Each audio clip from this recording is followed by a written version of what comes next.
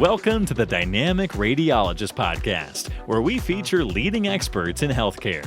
And now, here's your host, Dr. Stephen Brownstein.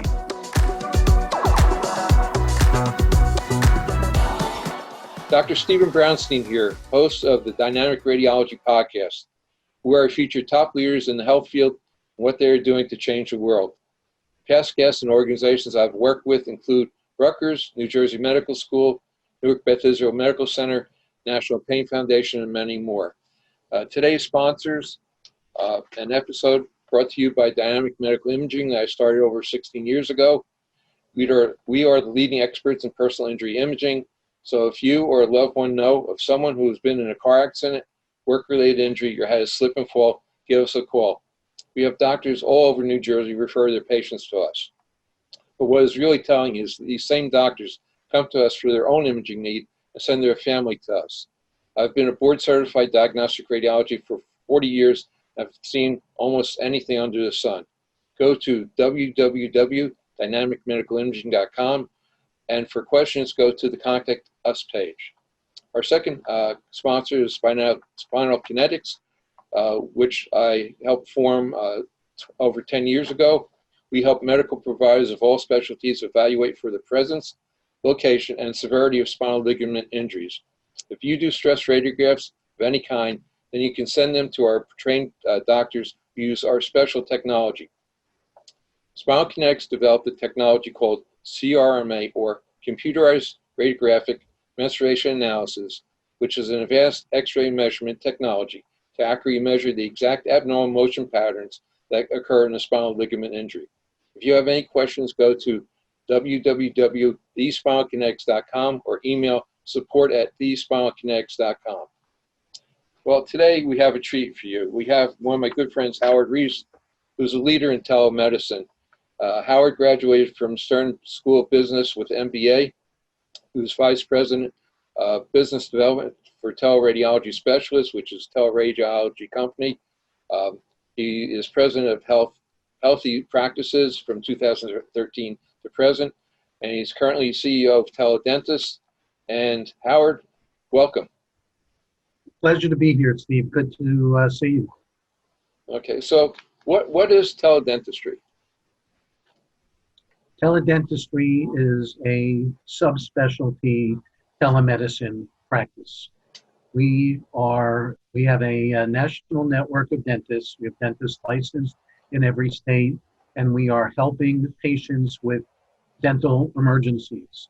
They may have a broken tooth or bleeding gums or lost a denture. We're providing a video consult for those patients and providing them with relief.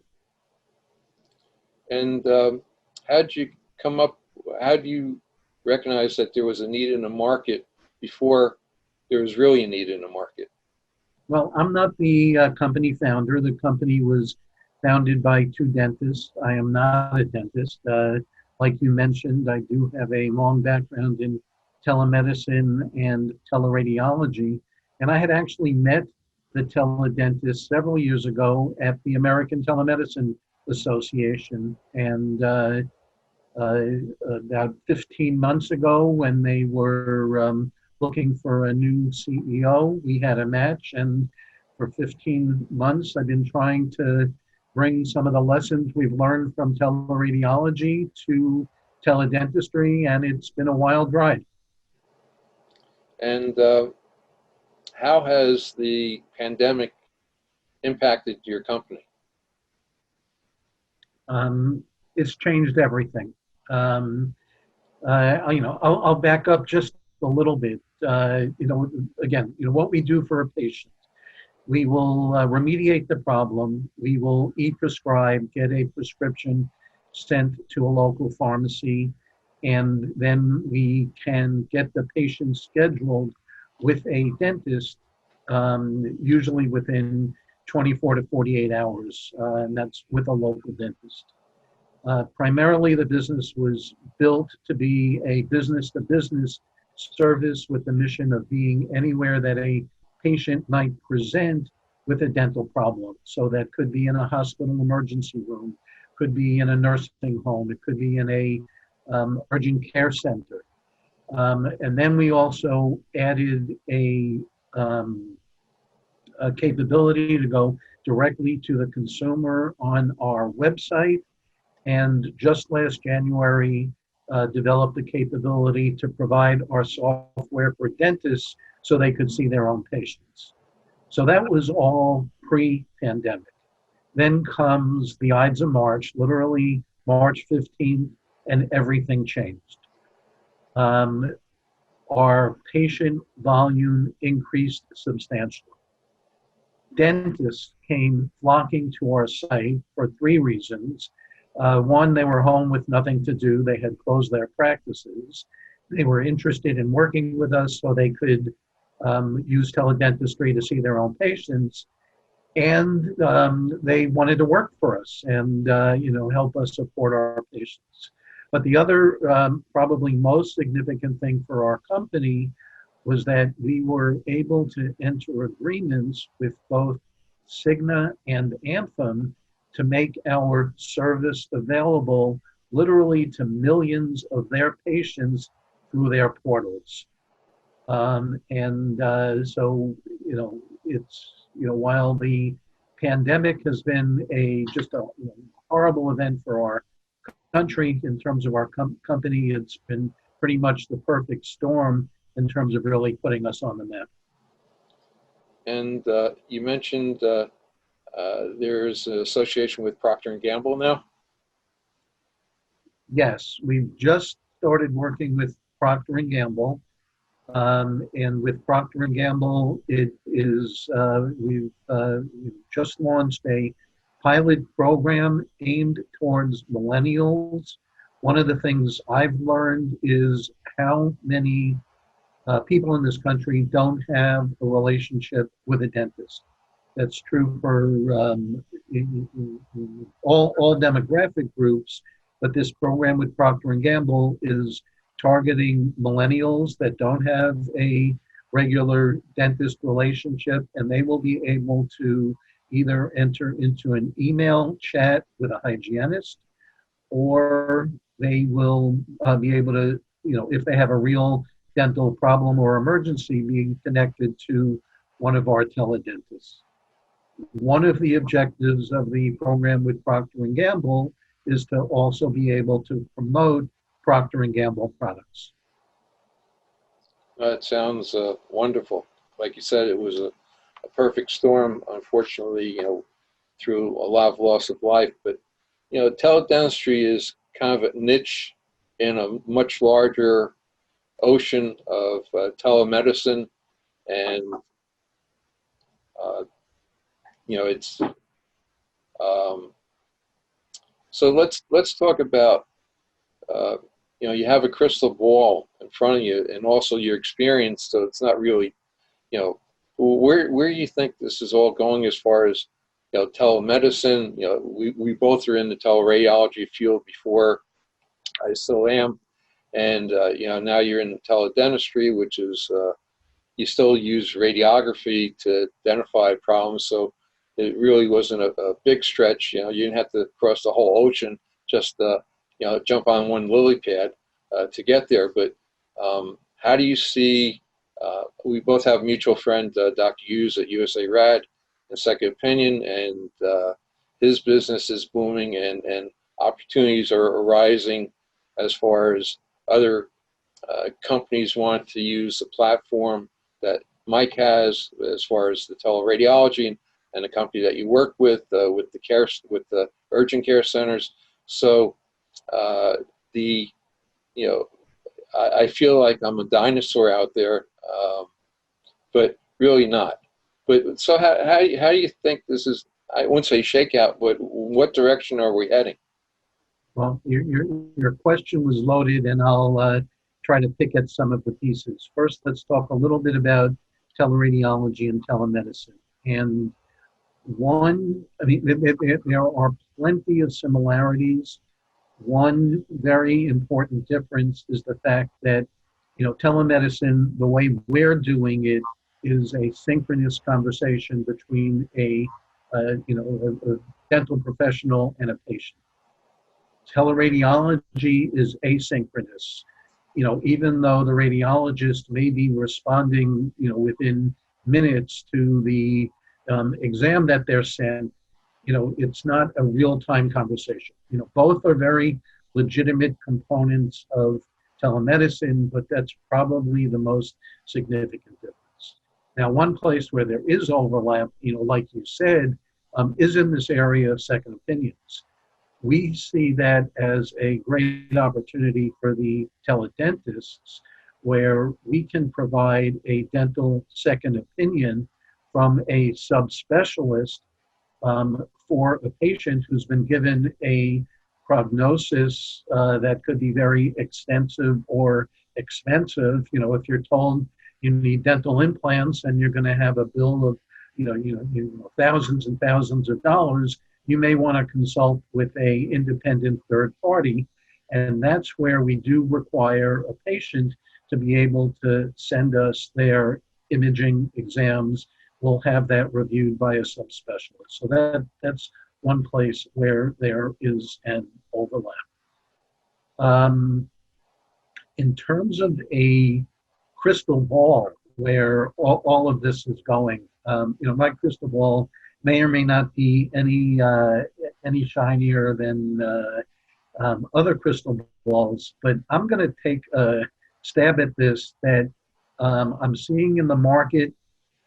It's one of the many directions for telemedicine, but it's a view that I think is somewhat unique. I mean, certainly now, and again, largely because of the pandemic, and I like to quote, Seema Verma from CMS, the genie is out of the bottle. Telemedicine is not going away.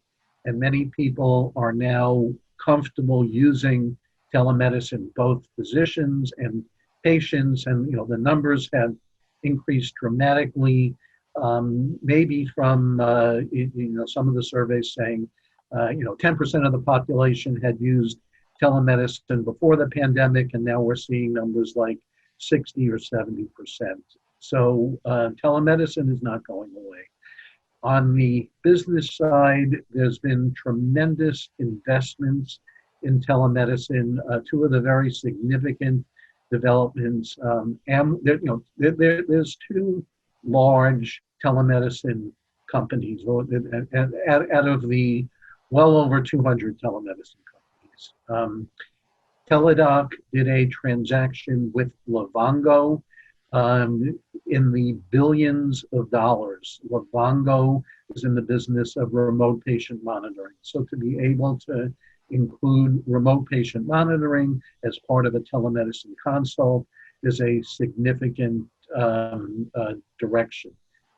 This week, I believe, Amwell is going to be launching their IPO. So you'll have two major companies and then, literally hundreds of other companies. I am happy to say that the Teledentist is the only company that has developed a national network of dentists, and we see, potential collaboration with the two big telemedicine companies as a potential part of the future. But let me take out my crystal ball and take it in a direction that not a lot of people are going, and that's in the direction of e-commerce and the ability to sell medical products and services using telemedicine. And this has kind of been a quiet part of telemedicine, but there have also been some companies that have raised a lot of money and are having some success selling prescription-based products. So some examples of that have been companies that can sell contact lenses, birth control, ED, hair replacement. So commercial companies all using telemedicine as an e-commerce platform. We are going to do that with teledentistry. That's part of the plan now, working with Procter Gamble. We're also working with a company that has developed a device for patients with dry mouth, and we'll be able to write a prescription get them the device. It's called a Sally Pen from Sallywell. And so one of the areas we're exploring is to be able to use our platform as a way to sell, commercial dental products. And again, that's a new area where I see telemedicine going.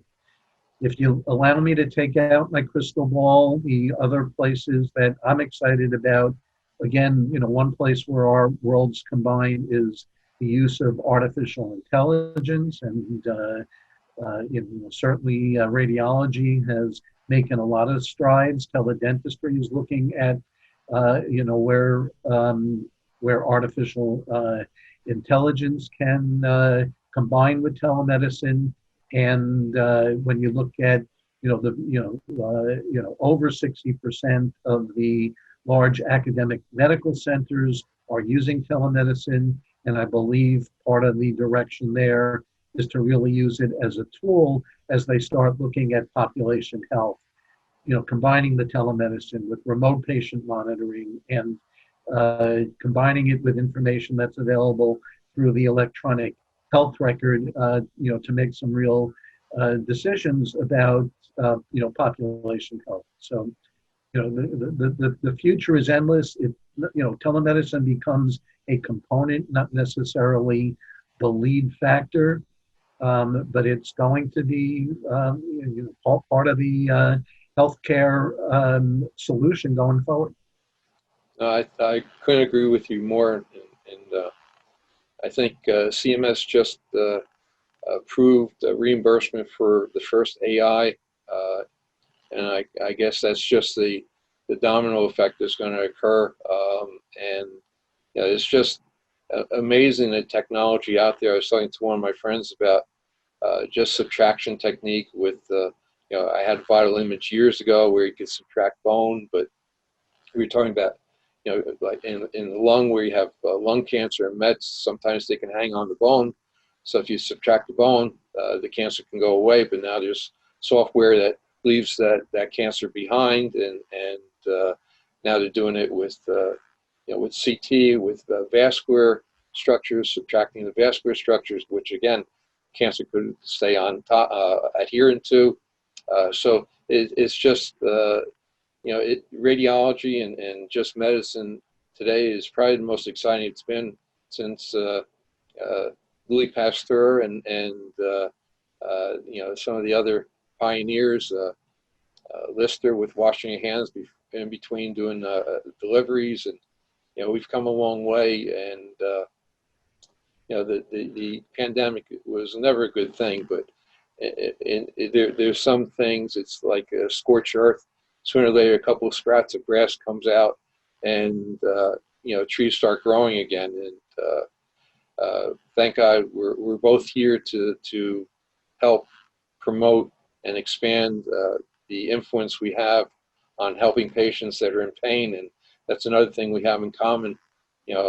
We have waiting rooms of patients that have neck pain, low back pain before having the phone or upright MRI, and we try to make them comfortable. We have an empathetic staff, and the worst thing for a patient to have is a toothache, and we all have it. And where do you go at 6 o'clock in the morning or 12 o'clock in the morning? You don't want to go to the hospital ER where the dentists are most likely residents, and you don't want residents' hands in your mouth. And in a way, it's analogous to the veterinary situation where originally, at least in New Jersey, a couple of vets got together to form a company that after hours on weekends could take care of emergencies. And so the urgent care for pets, and then became the urgent care for humans. And now it's urgent care for dentistry, which again is a natural extension of models that have occurred before. And I think what's interesting is we have so many more tools to reach out and connect with people and vice versa that we didn't have before the internet. And it's basically, as I say, using the internet for good to help patients, reach doctors and dentists to help them get better, And I couldn't be more proud to, be here to talking to you about something that we both are really, fully engaged in. We get up each morning. How else can we, improve the universe? Besides putting in dent in it, take some dents out of the universe. Again, we can take this in so many directions. It is certainly the having the internet available to us. The other component is everybody has a cell phone, and 95% of the patients that we're seeing, come to us using their cell phone. This is a service that can be available internationally. So there's a lot of good that can be done in underdeveloped countries to easily get people access,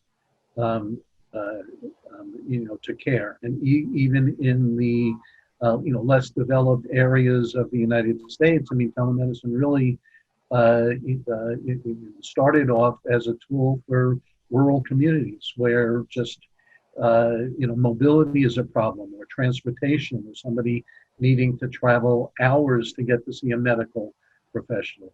Another important, point to note, back to dentistry, we see dentistry as a very important component of overall health. And it could be, for a patient that has, other significant medical conditions. It also could be a precursor of, where a dentist may, be the one that discovers that a patient has other medical conditions. We're seeing that we're seeing almost an average of 3 years since many patients have seen a dentist, and that's gotten worse during the pandemic. So, this can be a screening tool, this can be a follow-up tool, this can be a education tool. It's almost unlimited, in terms of, where this all goes. The other thing to mention, just in terms of looking at, overall healthcare, it is a cost savings device. I mean, there's no reason why someone should be going to a hospital emergency room with a severe toothache, because in the emergency room, they're going to prescribe an antibiotic and tell them to go see their dentist. We can prescribe an antibiotic, we can get them an appointment to see a dentist, and we're not sending them a bill for a $1,000 emergency room visit. So it's a cost saver for the patients, it's a cost saver for the payers, and certainly as we look at the exploding cost of delivering healthcare, this is also a cost savings tool. So absolutely. So if I'm a patient and have a dental problem, have pain, how do I get hold of a teledentist? Easiest way is to go to our website, www.theteledentist.com. You click on a button that says, I want to see a dentist now. You're going to fill out a couple of very simple forms, and within 10 minutes, you're going to be seeing a dentist licensed in your state that can help you with your problem. That's amazing. That's really great. Well, Howard, we've covered a lot of territory. I think we've touched on a lot of topics that are important to our audience, and look forward to continuing our friendship and many good things ahead of us. Steve, I thank you for the opportunity, and again, with that website, www.theteledentist.com, people can find my personal contact information, and certainly happy to have this conversation with any medical professional, with potential investors, with people that are interested in adding, teledentistry to their own practices. So I really appreciate the opportunity, Steve, and like you said, look forward to continuing our friendship.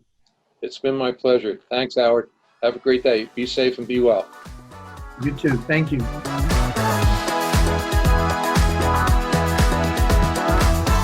Thanks for tuning in to the Dynamic Radiologist Podcast. Make sure to click subscribe to get updates on our latest episodes.